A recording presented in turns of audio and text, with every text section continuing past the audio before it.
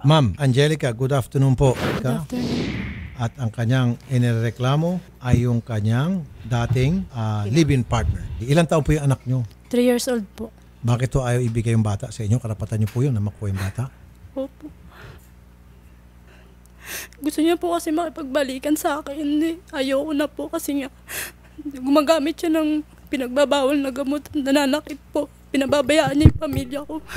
So ginagamit niya po yung Opo. anak ninyo Ginagawa niya pong pampain sa akin. na kapag hindi ka makipagbalikan sa kanya, hindi niya ibibigay yung bata sa iyo. Nandun po yun sa bahay namin. Nasa trabaho po ako. Tapos binabantayan po ng kapatid ko pong 15 years old na lalaki. Nakasara daw po yung pinto. Pilit na binukbuksan yung pinto. Kasama yung kapatid niyang babae. Siya kami kasama siyang barkada niya. Sinakay niya po sa motor. Sabi nung barkada niya, bilis mo pre, bilisan mo baka makita tayo ng nanay niyan. Isakay mo na yun sa motor. Nandun ba sa nanay niya? Opo, yung bata? nandun. Nanay Nida, magandang hapon po. Nanay Nida Puyat. Ayaw po ma'am niya dito pumunta kasi natatakot niya na masermonan ko. Ganyan yan eh. Sige, usap po kayo ng nanay. Yung isa kong anak nasa inyo na. Ande, hindi namin. Huwag mo kong iniiyakan. Nasa siyang problema, wala sa amin. Nasa anak niyo Yung problema, bata wala yan? sa akin. Alam niyo pinagagawa ng anak niyo. Naku, Ande, kadramahan mo kasi Naku. alam kung bakit ang sinusuportahan mo. Magulang mo, hindi mga anak mo. Bakit sino ba dapat susuporta sa akin? 'Di ba dapat yung Tigilan anak niyo? mo nga ako kung gusto mo kunin mo rito si Princess. Nanay, alam niyo ba na yung inyong anak ay gumagamit po ng shabu? Alam nila po 'yan. Ma'am, sir, nag-ano na po yun, nagbago na po yun. Kailan pa po nagbago, ma'am? Matagal na po, ma'am. Sir, mula nagkamalikan yung dalawa na yan. Gaano po siya katagal tumigil gumamit ng shabu? Mga 3 buwan na mahigit, sir. Nagtatrabaho na nga po, sir, ng construction yung anak ko eh. Pero ma'am, ayaw na po ni Miss Angelica na makipagbalikan sa inyong anak. Gusto niya na po kunin yung kanyang baby sa inyo. Pwede ho ba? Bahala po siya, pero sir, ang pagkakamali rin niya yung anak yung lalaki. Paano hindi na sa akin yung lalaki, pinabayaan din niya eh. Yung anak niyo po nagpabaya kung hindi dahil sa kanya kung nagtrabaho siya ng Angelica, maayos.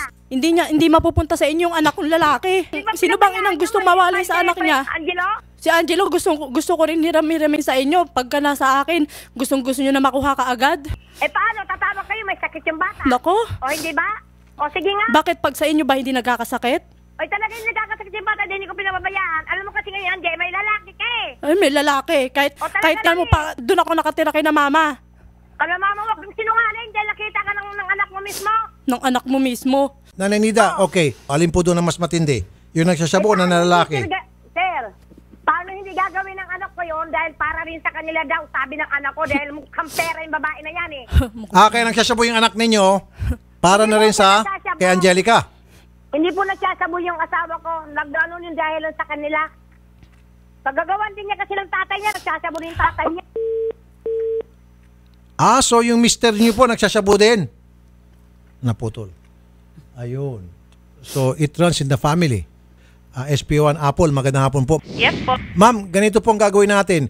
Kasama po yung MSWD, tapos yung barangay, tapos kayo po yung mga pulis na kaalalay lamang po para masiguro na maging maayos po yung turnover. Ano po? Opo, yun po talaga yung Exactly. SP1, maraming salamat po madam ha. Walang problema ito, Miss Angelica.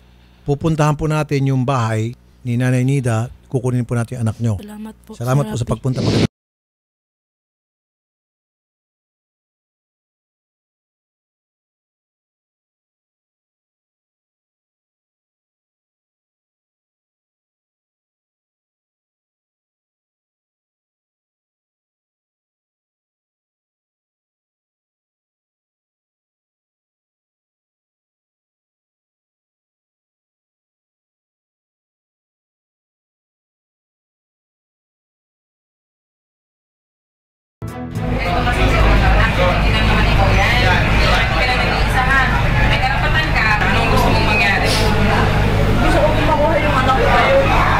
Tutulungan ka namin, huwag kang mag-alala.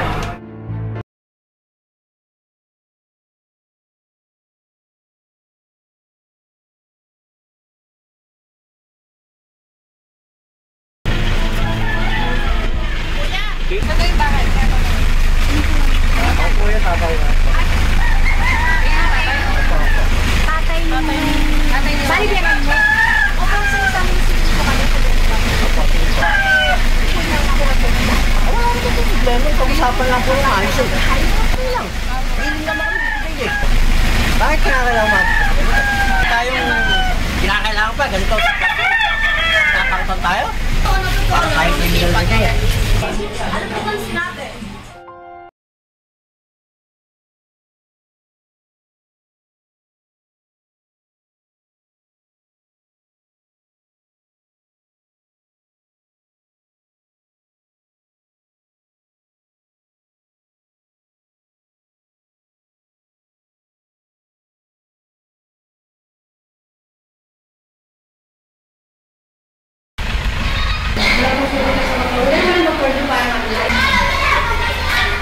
Sir, kung po tayo, kasi naman yung po kami, sir.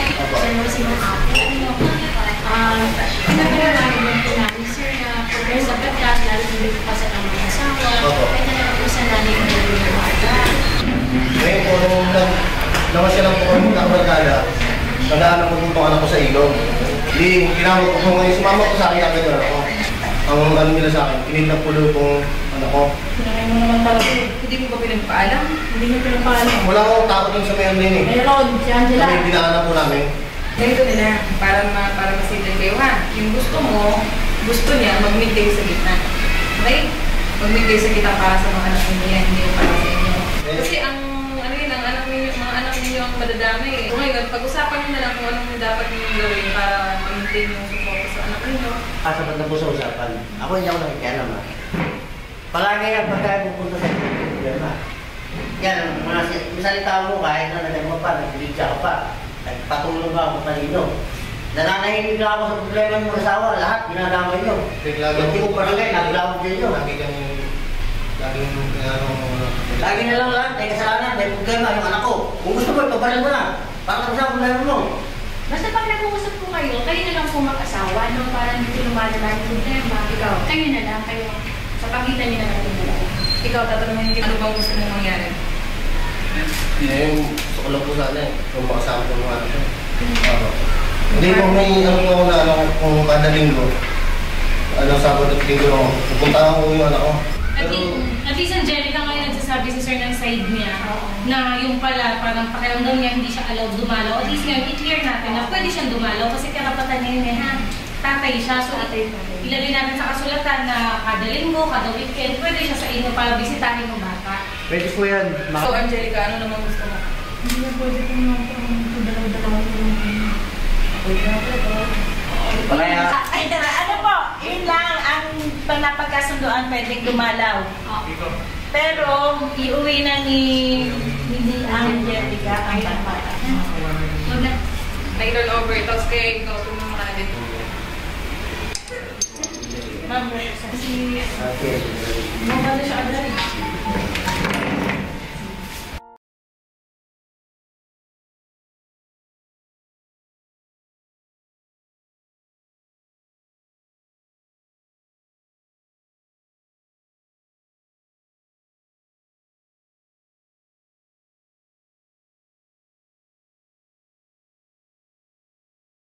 Sir Rafi, maraming salamat po sa mabilis na aksyon sa pagkuha sa anak ko. Andito na po siya ngayon kasama ko. Sana po marami pa po kayong matulungan na kagaya ko. Salamat po.